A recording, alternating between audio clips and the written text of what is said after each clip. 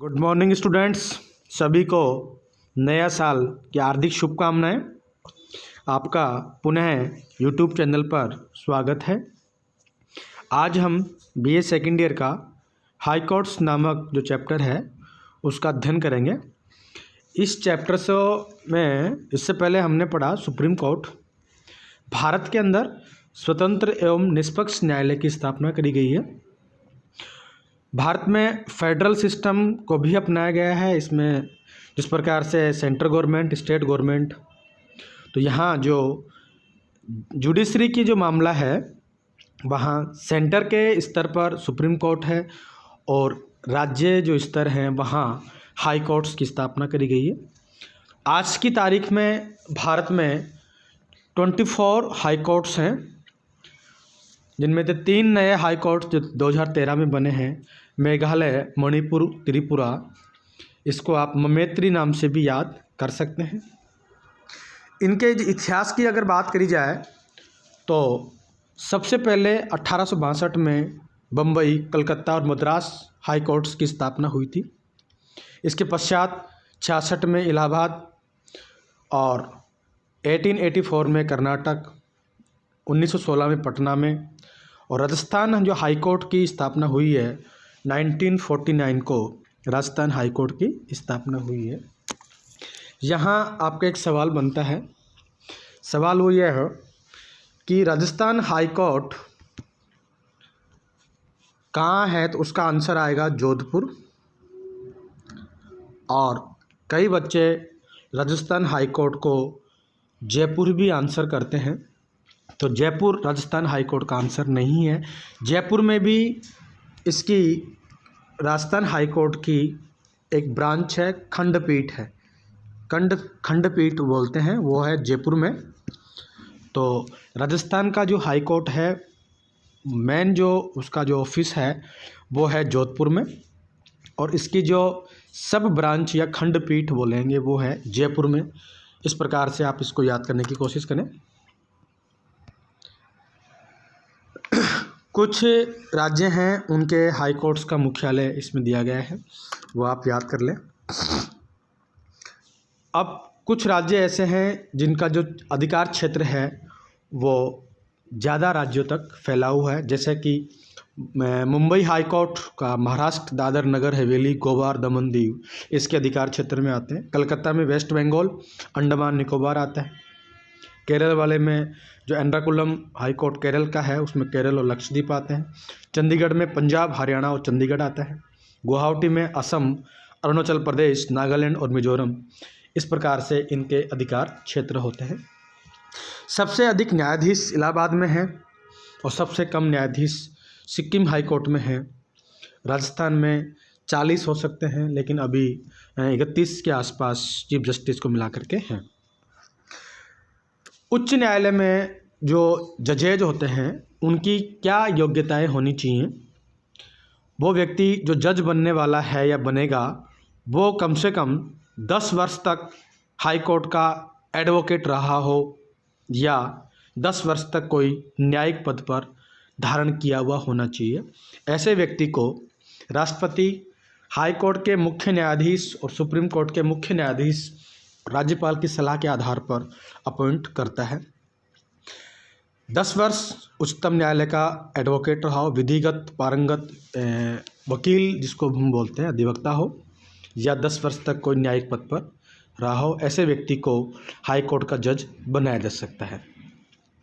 उच्च न्यायालय के न्यायाधीशों की नियुक्ति तो राष्ट्रपति हाई कोर्ट के मुख्य न्यायाधीश, सुप्रीम कोर्ट के मुख्य न्यायाधीश और राज्यपाल की सलाह पर करता है, लेकिन इनको जो शपथ दिलवाने का जो कार्य है, ओथ दिलवाने का जो कार्य है, वो राज्यपाल करता है।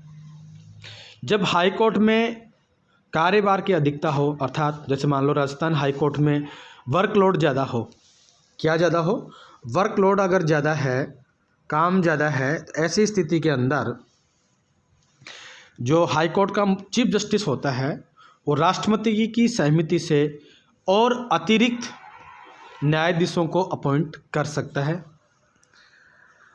अब हम बात करेंगे कि हाई कोर्ट्स के क्या क्या कार्य हैं और इनके पास में कौन कौन सी शक्तियाँ हैं। हाई कोर्ट एक कोर्ट ऑफ जस्टिस अर्थात एक अभिलेख रिकॉर्ड न्यायालय के रूप में कार्य करता है। आर्टिकल 215 के तहत इसमें बताया गया है। इसके अंतर्गत हाई कोर्ट के निर्णय एक रिकॉर्ड के रूप में रखे जाएंगे तथा सुप्रीम कोर्ट की तरह वह अपनी अवमानना के लिए दंड भी दे सकता है। तो हम निष्कर्ष रूप से कह सकते हैं कि जो हाई कोर्ट्स हैं वो एक रिकॉर्ड न्यायालय के रूप में भी कार्य करते हैं। अब हाई कोर्ट्स का प्रारंभिक क्षेत्राधिकार क्या होता है, या इस प्रारंभिक क्षेत्राधिकार को हम रिट अधिकारिता भी कहते हैं। अनुच्छेद 226 के अंतर्गत हाई कोर्ट मौलिक अधिकारों सहित सभी अधिकारों के मामले में रिट जारी कर सकता है। जैसा कि मैंने आपको पिछले वीडियो में बताया कि 5 प्रकार की रिट्स होती हैं, याचिका होती है। उन रिट्स या याचिका के माध्यम से आप अपने मूल अधिकारों की रक्षा कर सकते हैं। उनके माध्यम से आप अपने खोए हुए अधिकार हाई कोर्ट्स या सुप्रीम कोर्ट्स में पा सकते हैं। तो सुप्रीम कोर्ट में जहाँ तक बात है, सुप्रीम कोर्ट में अनुच्छेद 32 5 प्रकार की रिट होती हैं और हाई कोर्ट्स में अनुच्छेद 226, इनके तहत आप अपने मौलिक अधिकारों की रक्षा करवा सकते हैं। 5 प्रकार की रिट कौन कौन सी होती हैं उनके बारे में हम अध्ययन करते हैं। बंदी प्रत्यक्षीकरण, परमादेश, उत्प्रेषण, प्रतिषेध और अधिकार परीक्षा। 3 आपको यहाँ नज़र आ रही हैं, बंदी प्रत्यक्षीकरण, परमादेश, उत्प्रेषण, एक है प्रतिषेध और नेक्स्ट इज अधिकार परीक्षा। ये 5 प्रकार की रिट हैं। इनका अलग अलग कार्य होता है और इनके माध्यम से आप अपने अधिकारों की रक्षा करवा सकते हैं।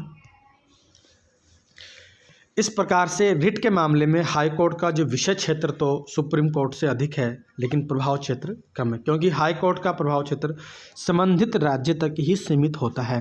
अर्थात हम यूँ कह सकते हैं कि जिस प्रकार से सुप्रीम कोर्ट में अनुच्छेद 32 के तहत जो मूल अधिकारों के संरक्षण संबंधित याचिकाएं हैं 5 होती हैं, जबकि हाई कोर्ट्स में ये केवल और केवल उस राज्य तक ही सीमित होती हैं। अर्थात उन राज्यों के ही मूल अधिकारों के मामले में कोई अगर प्रश्न आता है या कोई वाद आता है तो उस पर फैसला दे सकती है। संपूर्ण भारत के लिए कोई हाई कोर्ट फैसला नहीं दे सकता। उच्च न्यायालय या हाई कोर्ट केवल राज्य सरकार के कानूनों को अवैध घोषित कर सकती है। अर्थात किसी राज्य ने कोई कानून बनाया और उसमें संवैधानिक प्रावधानों के अनुसार उसमें उल्लेख नहीं है, तो ऐसी स्थिति के अंदर उच्च न्यायालय उस संबंधित कानून को जुडिशियल रिव्यू के माध्यम से अवैध घोषित कर सकता है। इस प्रकार उसके पास केवल और केवल आंशिक न्यायिक पुनरावलोकन की शक्ति प्रदान की गई है।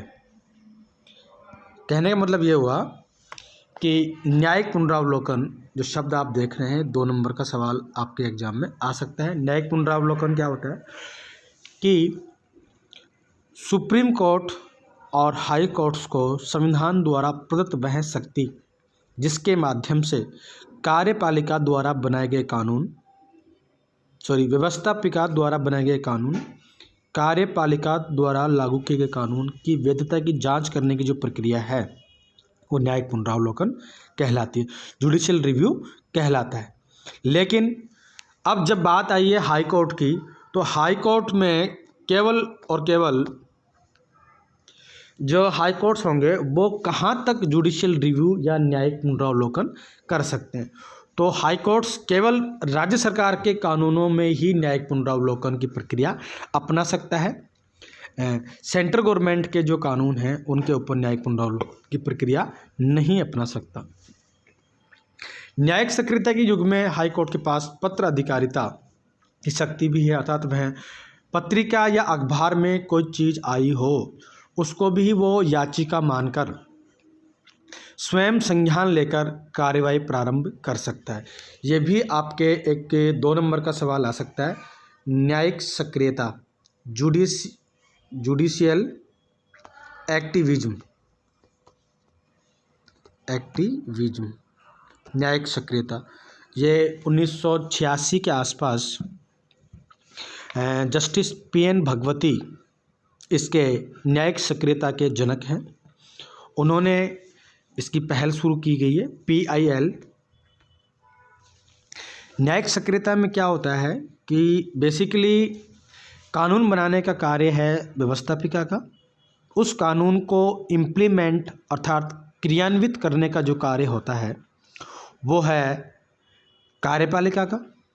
लेकिन जब कोर्ट को लगे कि व्यवस्थापिका और कार्यपालिका जो उनको काम दिया गया है उस काम से वो पीछे हट रही हैं, या वो काम होना चाहिए था वो नहीं कर रही है, या वो राज्य या राष्ट्रीय महत्व का कोई कानून था या विषय था उसके ऊपर उनका ध्यान नहीं है, तो ऐसी स्थिति के अंदर याचिकाकर्ता स्वयं याचिका नहीं लगा करके कोई अन्य व्यक्ति या किसी पत्रिका या अखबार के अंदर कोई सूचना हो उसको भी कोर्ट याचिका मान करके स्वयं संज्ञान लेकर के उस पर कार्यवाही कर सकता है। अर्थात कानून बनाने के लिए या कानून को इम्प्लीमेंट करने के लिए कह सकता है, अपनी तरफ से पहल करके कोई काम करवाना कह सकता है। ऐसी स्थिति को हम न्यायिक सक्रियता कहते हैं। हमारे बेसिकली जो संविधान है उसमें कानून द्वारा स्थापित प्रक्रिया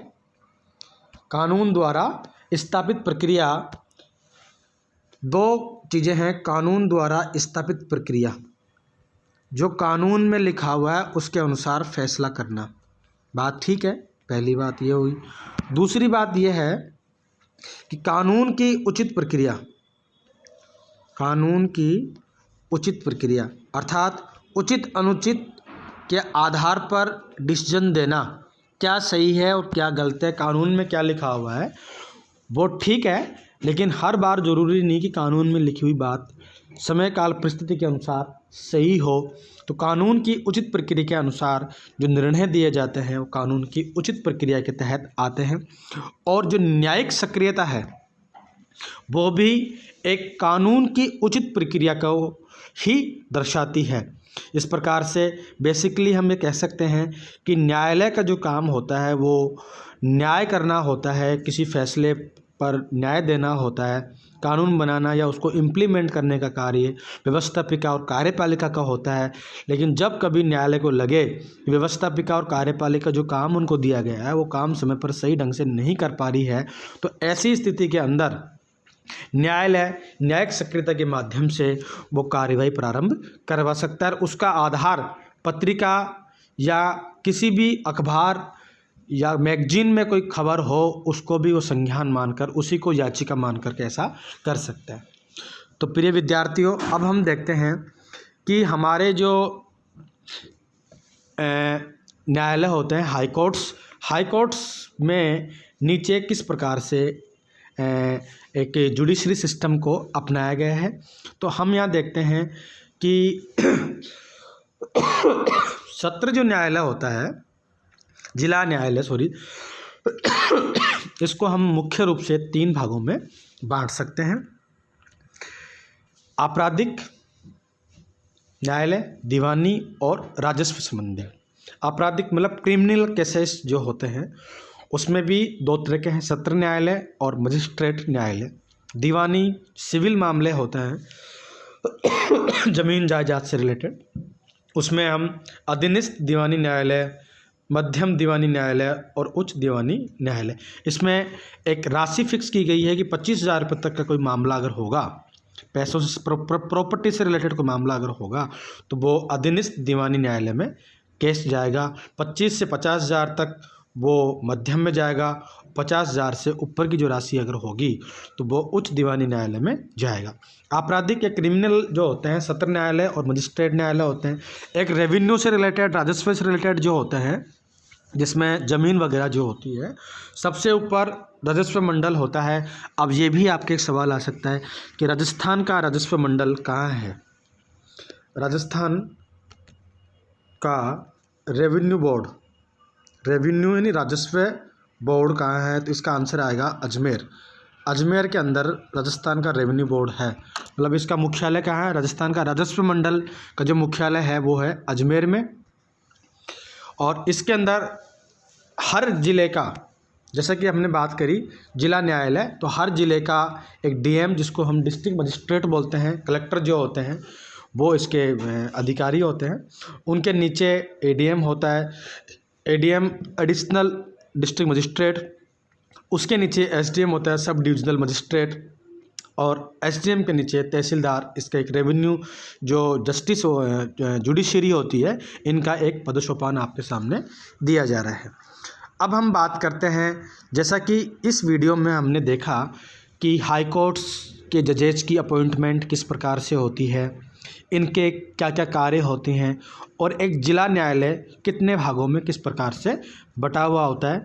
तो प्रिय विद्यार्थियों, आज इस वीडियो में हम इतना ही पढ़ेंगे। कल हम ये देखने की कोशिश करेंगे कि आपराधिक मामले, दीवानी जो सिविल मामले हैं, राजस्व हैं, वो किस प्रकार से कार्य करते हैं। आज इस वीडियो के लिए इतना ही है। Thank you. कल हम इसी का अगला पार्ट पढ़ेंगे। आप इस वीडियो को देखें, लाइक करें, सब्सक्राइब करें और शेयर करें, और आपकी जो घर पे नोटबुक बना रखी है उसमें इसका फेयर वर्क भी करें। यही आपका असाइनमेंट है। Thank you.